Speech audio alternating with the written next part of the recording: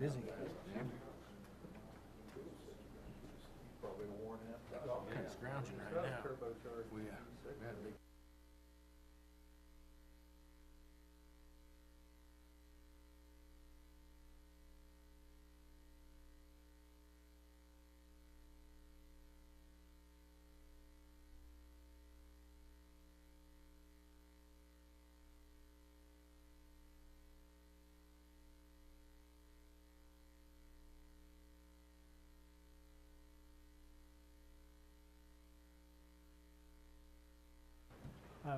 I'll call to order the May 12th, 2015 City of Salina Building Advisory Board to order.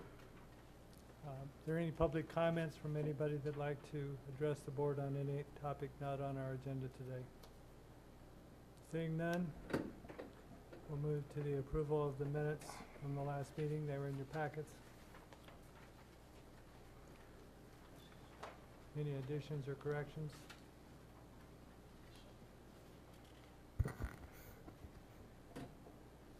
I'll move to approve. I'll second. Moved and approve the minutes as written. All those in favor say aye. Aye. Opposed, motion carries. Item C on the agenda is the International Residential Code Subcommittee final report and discussion. Mr. Brown. Thank you, Chair, members of the board. This evening we are presenting the final draft of the International Residential Code. And this final draft is in conjunction with the many meetings we've had to get to this point. On April 14th, staff provided an update as to progress of the International Residential Subcommittee. And our members of the International Subcommittee are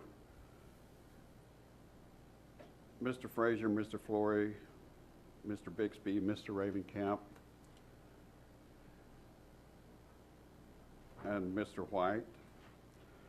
Now that we have completed the International Residential Code portion of this, the reason we're bringing this to the Building Advisory Board is that we'll need action from the board to approve a motion to direct staff to go forth with this as a presentation for the City Commission when we do the new code update. International Residential Code will be one component of that. International Building Code, International Fire Code, Uniform Mechanical, Uniform Plumbing are going to be for subsequent meetings, subsequent discussions. So the whole packet as a whole will be going forth to the City Commission for their approval. This is the first step of that. After 5 subcommittee meetings, we've come to the point that the IRC subcommittee has now completed its mission of reviewing the 2012 IRC and all the municipal code amendments as we have in place. This final draft is attached as part of our presentation today, and it will be presented to the Building Advisory Board for review as discussed and approval. At this time, staff would like to commend each member of the subcommittee for your time, the diligence, the discussions we've had, and all the work involved which resulted in this final draft. And although it's oftentimes not acknowledged, it is greatly appreciated the effort that is put forth by the Building Advisory Board and the subcommittees on this end, whereas we all have a common goal, a common thread, that we're all the vigilant guardians for the citizens of Salina. That's what this is about. We want to ensure the safest built environment for all our citizens here. So again, staff commends each and every member for all your work in this, toward this regard. As we move forth, our final draft that we'll be presenting, which will be, page 6, it'll begin. If we look at the adoption of the International Residential Code with amendments, this draft that we see is going to be what is going to be prepared and presented to the city commission for their approval. This is also going to address each and every amendment that we're going to have that's going to be effective to the 2012 International Residential Code. Some things have changed, some scopes have changed. All of the codes change from every 3 years, so it doesn't stay the same. So the amendments or any changes we need to reflect that to that regard. On item R102, R101.2, which is section 832 of the municipal code, this has expanded somewhat, whereas text from the 2012 International Residential Code now includes the term townhouses and doesn't reflect to the multifamily dwellings. And it also states above grade plane as opposed to not more than or in addition to more than 3 stories. Exceptions have been included here, or 2 new exceptions they haven't had previously. In the International Residential Code, these exceptions also have an option for these live-work units to also be in compliance with Section 2904, live-work units as is specified in the International Residential Code. And this is specific to the sprinkling of these particular dwellings. If that is chose to be an option for the person to fire sprinkler to live-work dwelling. They have every option to do that. They have every opportunity to do that. The city won't discourage it. However, we cannot require it because it's disallowed by state statute that we cannot require someone to sprinkle a single-family residence. But we do want to provide that option to the citizens of Salina. 101.5 of the code itself, administration and enforcement. These particular items stay mostly as written. They will address current editions of the code, but the administration and enforcement positions are typically specific to a jurisdiction. As such, they remain as amendments within the Salina Municipal Code. Now, the benefit of the code, the Salina Municipal Code, is to have as much information as we can for our designers, our builders to look at and find in one place, and it easily identifiable and used by whomever it is that wishes to do work in the city of Salina. We have expanded, if we go to page 7, you'll see work exempt from permit. Previously, this was a very narrow band. It did not include all of the exceptions that we see now. The 2012 building code expanded on this to include components for electrical, gas, mechanical, and plumbing that we have previously not had in previous editions of the code. Any of these items that are listed here, and with much discussion with the International Residential Code Subcommittee, we concurred that this list is indeed applicable and needs to be as part of the amendment, as part of the Salina Municipal Code, so it can be easily researched by anyone doing development here, and also it could be researched for future code changes, future code cycles as they change. We have included the section now that's emergency repairs that identifies when emergency repairs are allowed, and it also identifies that the person involved will need to obtain a permit on the next working business day in case of an emergency. Anytime that you see the word delete in your packet, it was decided by the Residential Code Subcommittee along with staff. It was repetition. Basically, the language is exactly the same as what is in the text of the 2012 International Residential Code. As such, it's no longer an amendment, it's merely repetition. So whenever you see the word delete, that is the reason why you see that.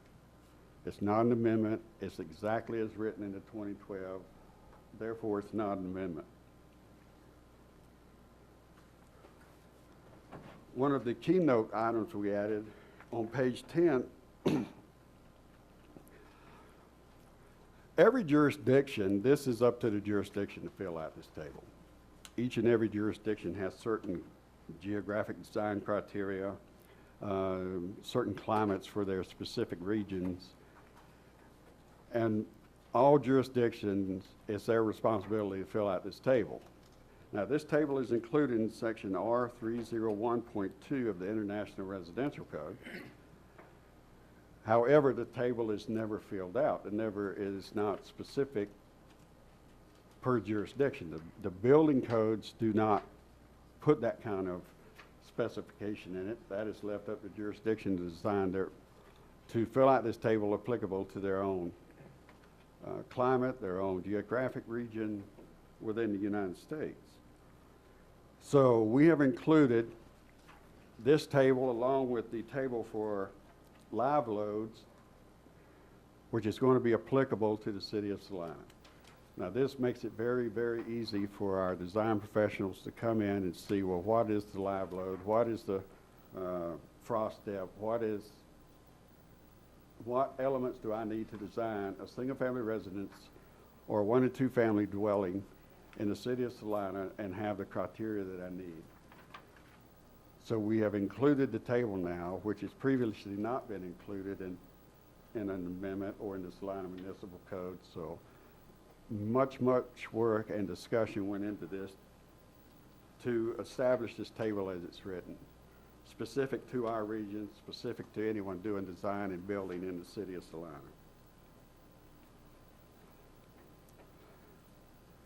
If we go forward to page 12, you'll see very few changes. What we are referencing, excuse me, on page 12, as to bathrooms and ventilation rates and those type of things, previously in our amendments, these type of things have addressed residential plumbing code and residential mechanical code requirements. We've modified now to reflect the appropriate sections of the uniform mechanical code and uniform plumbing code as applicable throughout the text of the IRCs, since we do enforce the uniform plumbing and uniform mechanical code here as opposed to international editions of each. Another section we've added on page 13, this is a new section that we've not had previously, and we've clarified now where these emergency escape and rescue windows or openings are required, and have identified that they're required in all basements now. Much discussion went into this one, and the text as written is what was concurred with the subcommittee and will be presented to the City Commission for our next code change. Other items that we see, they stayed as far as risers and treads and winders and nosings. The amendments as written remain the same. The only thing changed was the text, whereas it doesn't say tread depth anymore. It may not say profile, it would say nosing. And the reason being is that's the text that's used in the 2012, so we're just keeping in sync with the 2012 edition as the way it's written in there, as opposed to what our previous text said. Things such as handrail grip size is now just simply grip. And that's just a reference to the 2012 text as written. One other amendment we have added, and this is brand new because it's a brand new section in the 2012 International Residential Code, is reference to the carbon monoxide alarms and where they are now required in all new construction.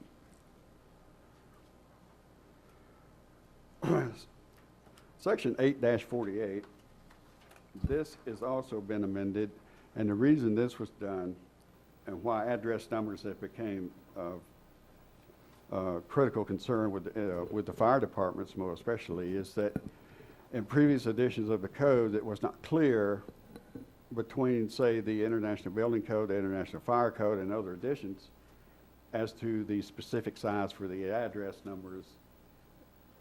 So all of the code additions for the 2012 series, whether it be the International Building Code, International Residential Code, International Fire Code, they all say the same text in relations to numbers being 4 inches high with a minimum stroke of 1/2 inch.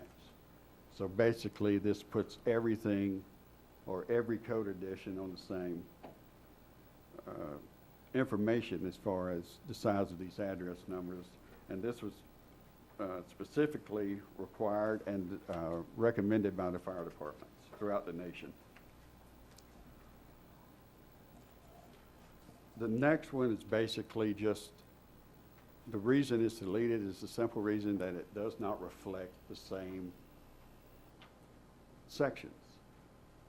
The section and the chapter number that it's referencing is not the same as what it is in the 2012 edition, and as such, this particular section has been deleted. Again, on our next sheet on page 16, you'll see that items that have been deleted were basically repetition. Keep that in mind, that it's no longer an amendment when it's saying the exact same thing, the exact text. So you'll see very few changes other than the appropriate section numbers. Each time the section number you see change is because the section number has changed in the code or needs to be changed to reflect the new section number of the amendment. On page 17, on 8-54, we are now including a vapor retarder had previously, in previous editions of the Salina Municipal Code, and the amendments had been amended out, and we have reinstated that along with 3 exceptions to this particular case where vapor retarders will be installed on these concrete floor slabs, basements, and wherever else necessary. Section 8-56, you'll see is brand new. This will be changing as the code cycles change. Previously, we've had no reference to the energy efficiency requirements applicable to our single-family dwellings.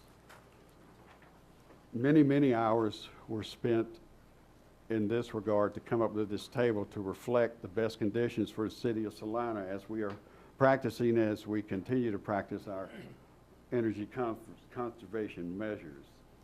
The tables that you see, along with all of the terminology, is the result of our many hours of discussion on this to reflect the energy requirements that will be applicable effective 2012 upon adoption of this for the city of Salina and their new residential structures.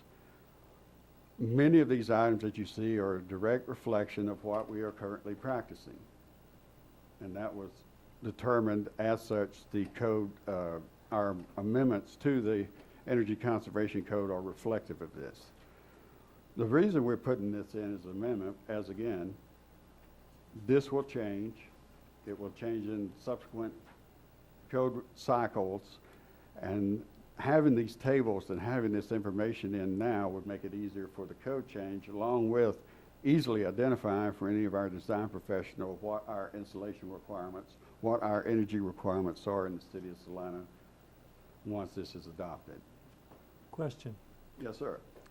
In the table at the top of that page under slabs, you've got the R value, and then you've got the requirement is 10,2 feet. Explain.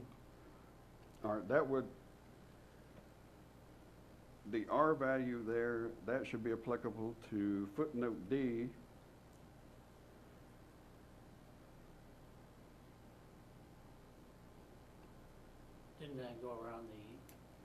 Didn't that go around the 2 foot around the perimeter? 2 foot around the perimeter, yes. Okay, so it's not. So I need to clarify, It's footnote not D is slab. not reflective. Yeah, but it's not slab insulation, it's perimeter insulation. around Perimeter the foundation. insulation to 2 feet Around the around the foundation. perimeter. That's correct, sir. Yeah, so it's not slab insulation. Slab perimeter R value would probably be a better terminology. Right, or foundation perimeter. I will make that note and make the appropriate entries.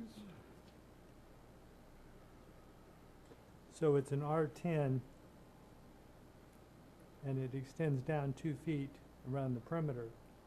And footnote D just relates to the slab edge for For the heated slab. heated slabs. Now, I would contend there, you need to have it under the slab if you're gonna heat the slab.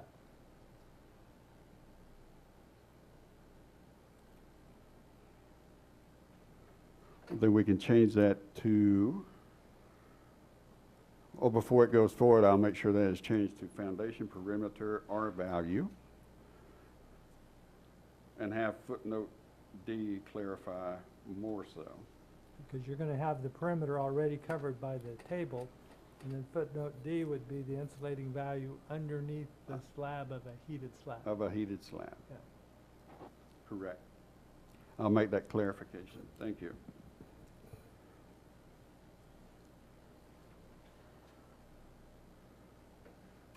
And as we go through the other requirements that we have for the fireplaces, the recessed lighting, et cetera, please, if there's any additional comment, feel free to share that with staff, and we will make the appropriate entries to make sure we are addressing everyone's concern, and this goes forward as we all request it to do. Before it goes to the city commission, everything will be in order. One item on this table in 1102.4.1.1, the table in and of itself and the components and criteria, this is from the 2012 International Residential Code, and it's exactly, it's taken from the International Energy Conservation Code, Efficiency Code, with amendments applicable to the city of Salina. Now, what becomes confusing is if a designer, an architect, if someone's wanting to build in the city of Salina and they're looking at this table, well, what exactly does it mean? It was agreed that staff will, prior to this being adopted by the city and go into effect, staff will create an actual diagram to identify exactly what this does mean, to use as a handout, to use as a supplement for anyone coming into the office that needs clarification as to what does this air barrier mean, what does the ceiling mean, show me an example of that. We'll have that information readily available before this is adopted.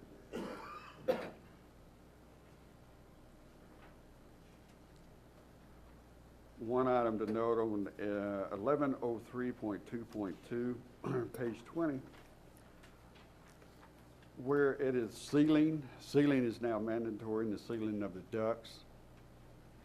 This has also been modified to incorporate the requirements as from the Uniform Mechanical Code and not just strictly from the International Mechanical Code. Whereas the ducts to be made airtight, the means can now include tapes, mastic, gasketing, other means. The International Mechanical Code did not allow the use of any type of tapes, and the uniform does. So we wanted to make sure that reference was in there, since we do indeed enforce the Uniform Mechanical Code. Any of the testing that we see, these blower door tests or any other rough end tests or any other leakage test, it was also determined that that would be done on a case-by-case basis as necessary. For instance, if we are observing a home being constructed and the contractor, ourselves as staff, our inspector, we discover, wow, this is unusual, it's unusually tight, there's something different. Well, then we could request a third-party test or a blower door test or whatever other test necessary to confirm the condition in that particular structure. This is not going to be a requirement for each and every new single-family residence. Lighting equipment is basically just addressing the fact that open pilot lights are no longer addressed. And then if we move on to chapter 21, we will see that several chapters have been deleted. Maybe worth noting that the International Residential Code, as it is written in the 2012 edition for the first time, is all-inclusive. Basically, it includes everything. mechanical, plumbing.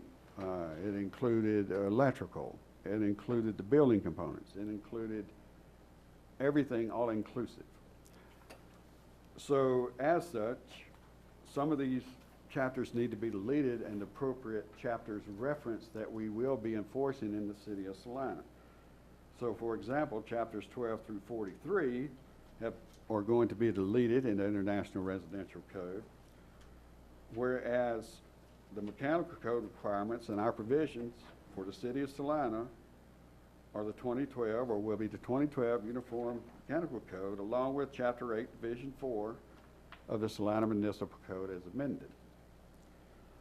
Same thing applicable to the plumbing, whereas chapters 28 through 33 is applicable to plumbing in the International Residential Code. That will be deleted because we will be enforcing the 2012 Uniform Plumbing Code, Chapter 8, Division 3 of the Salina Municipal Code as amended. Chapters 34 through 43 is applicable to electrical installations in the 2012 International Residential Code. Those chapters will be deleted, whereas we'll be referencing and enforcing the 2011 National Electric Code and Chapter 8, Division 5 of the Salina Municipal Code as amended for our enforcement elements there. Our next section, which is specific to radon, you will notice that 98% of this has been deleted. And that is because 98% of this is the exact same language as the 2012 International Residential Code, exact same language. This is no longer an amendment, it's stating the same exact things. The one exception being Section AF 103.4.8, and that will be on page 23, whereas it references duct work, and we need to reference the appropriate mechanical code for this duct work as being Section 602.4 of the 2012 Uniform Mechanical Code. Most other sections are the exact text of the 2012 International Residential Code. As such, it's not applicable as an amendment. Our next section on page 24, this is Appendix G of the International Residential Code in 2012. This is applicable to all swimming pools, outdoor swimming pools. We did not change anything in our amendment. We kept our amendment specifically as written. We did not modify the amendment. So this will be the text that will be enforced upon adoption of this particular Salina Municipal Code and its amendments. We kept it as is because it best serves the needs of the citizens of Salina as currently written, and we'll continue to enforce in that regard upon adoption of this code section. And for today, we've identified, or we would like action from the board as to approve as the International Residential Code with the Salina Municipal Code as submitted for us to go forward with in our code adoption process in a subsequent presentation to the City Commission, to not approve and to provide specific additional information or additional items as directed by the board, or the board to request other action as deems appropriate. So at this time, staff is requesting that item number 1 be the preference, but it is up to the board's discretion. Questions of staff in their report? I've got a couple questions. Today, the way that the code is written, can a building contractor build a new house without having a design professional involved?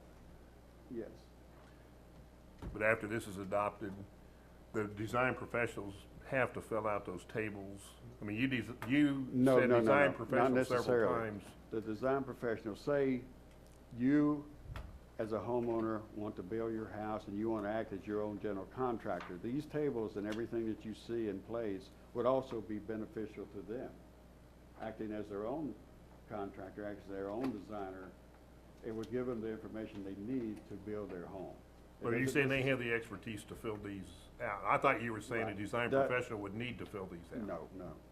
The design professional doesn't necessarily have to fill that out on a single-family residence.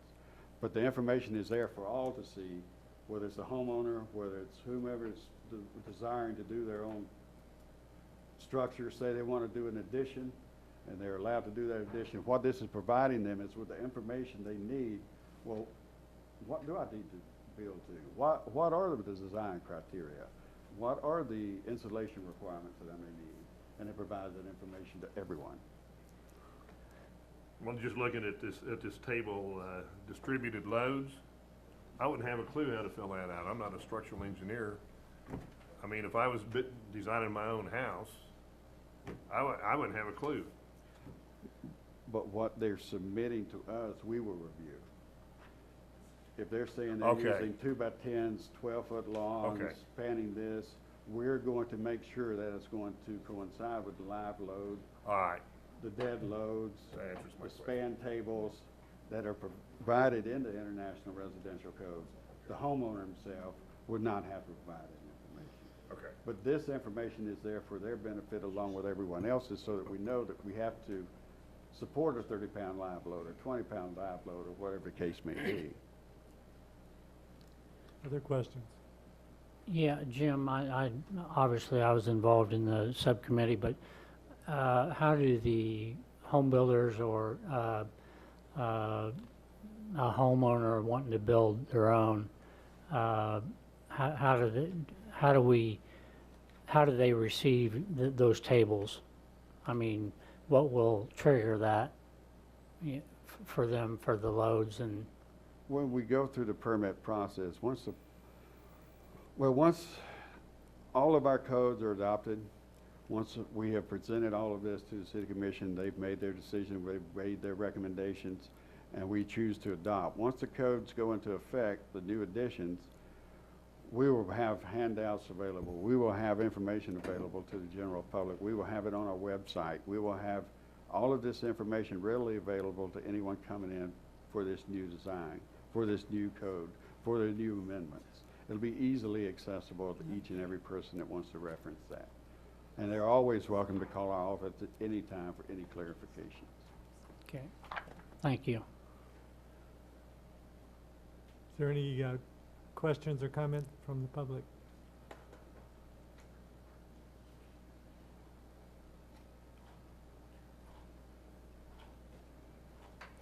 Randall Holm, 311 East Crawford. I have a couple questions that may eliminate me asking a lot of questions. You're talking about deleting sections on the mechanical and plumbing because they're already covered in the uniform mechanical and uniform plumbing. Is that the 2012 IBC code, or is that the code we're currently under, which is just the UBC on mechanical and plumbing? Are we keeping the mechanical and plumbing UBC that we're That is currently correct. using? We are keeping the uniform mechanical and uniform plumbing code. Not going to an international That form? is correct. God bless you. You listen to the contractors. then I God consider bless myself everybody. That eliminates a lot of questions I had. I do have one then. I assume that currently under that code, we are allowed to vent a hot water heater with 3-inch venting pipe if that's all the larger the vent is coming out of the appliance, unless the footage being vented triggers a 4-inch vent. That's staying in place then? That should stay in place. Okay, because we had Now- some problems in years And past. something else you may want to reference in future, our next, this is a several stage process. Basically, we're just now through the International Residential Code. We are now just started the International Building Code and the amendments and the significant changes between the 2006 and 2012 version. So that will be the next to be brought forth. for our discussion and our presentation to have the board rule on it so that we can move forth and carry this to the city commission. After that, the next two will be the Uniform Mechanical Code and the Uniform Plumbing Code. Any and all changes from the 2006 version to the 2012 be addressed at that time in subcommittee meetings, and we'll have a follow-up with the BAB after that. Yes. And it should address every question that you have at that time. And please attend those meetings. Great, great. And I've got a question in reference to a design professional being needed on either additions or garage construction or residential construction, period. It's my understanding that you need to have an architect's engineered set of plans. Is that correct? Or not? For single family, Single family? that is not, no, that's not a requirement, nor will do we amend that out to where that is a requirement. Okay. Yeah, it has to pass the load requirements and that, Exactly, and the right. city will be looking at that. Okay. And these tables and these things that were now included gives across the board information to residents, to design professionals, to whomever, as to what criteria is involved in designing these structures. Okay. Well, I want to thank this board and the study groups that got this accomplished in listening to the mechanical and the plumbing contractors and staying with UBC. God bless you all. Thank you. Any other public comments? Hearing none, I'll bring it back to the board. Today, our objective is to either approve this as presented or amend it or decline to approve it. That approval will not go before the city commission until all of the other codes have been through the same process. That's correct, sir. We will present this to the city commission all at one time with all of the amendments, with the entire text of the changes to the Salina Municipal Code as one presentation. Yeah. And it will involve the residential code, the building code, the fire code, the uniform mechanical, uniform plumbing, and any amendments associated with that as one presentation. Okay, is there, anyone like to propose a motion concerning? I move to approve. I'll second that with the amendments. Yes, I agree.